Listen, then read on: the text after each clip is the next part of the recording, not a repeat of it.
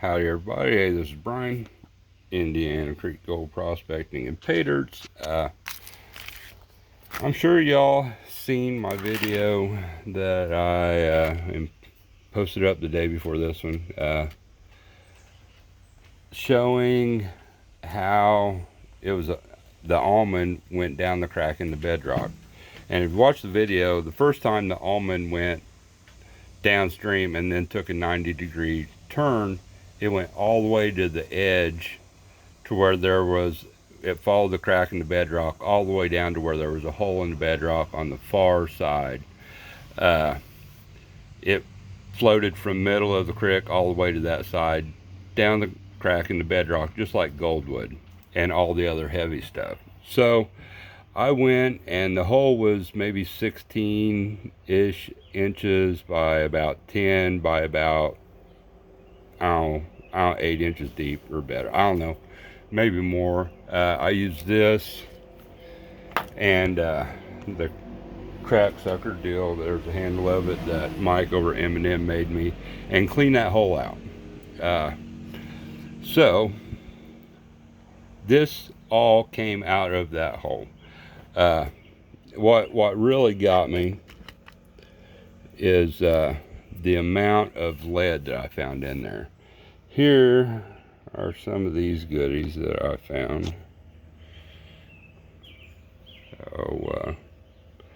Pieces of quartz mainly, some fossils, good stuff like that. Like I said, got some really cool pieces of quartz, big pretty pieces of garnet, and this right here I found.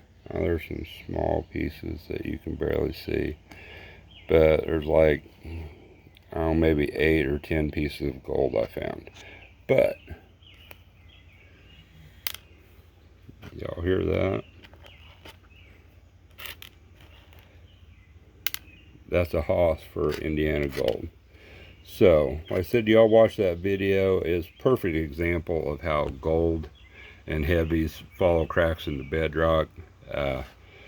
What amazed me is this right here. All of this came out of the same hole. I had about 3 inches in the bottom of that 5-gallon bucket there of material that came out of there. But look at all those 22 shells. Nails, other bits of heavy metal, steel, iron.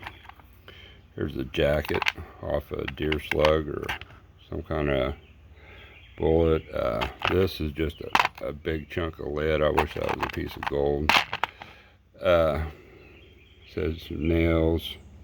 That one's the end off an old square nail. The old twist nail there. But yeah, like I said, I wanted to follow up with that video that I made with Almond and hydrodynamics of water flow and gold moving along bedrock. Fancy video that I made with the Almond.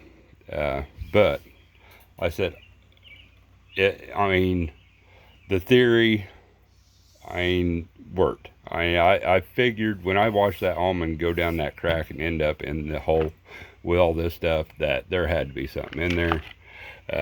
I expected a lot more gold, but I am definitely not complaining. Like I said, some nice, some gems in there, and like I said, a few little pieces of Indiana gold. So yeah, I am, like I said, happy with that. Like I said, that one right there is a chunker, and a couple of those others to make a little noise too. So I was really happy with that. Like I said, them big chunks rolled down there with all that shot out of the shotguns. And like I said, that's some double-aught buckshot there. That's, yeah, you can't even hunt deer with that stuff in Indiana. So it was hard to tell how long this stuff's been there accumulating. But yeah, ain't too often that you get a piece of gold, that's going to move the scales all by itself. around here. But yeah, like I said, there was some gold in there. And there's the perfect two different examples of Indiana gold there. Shiny gold come down the glaciers from Canada.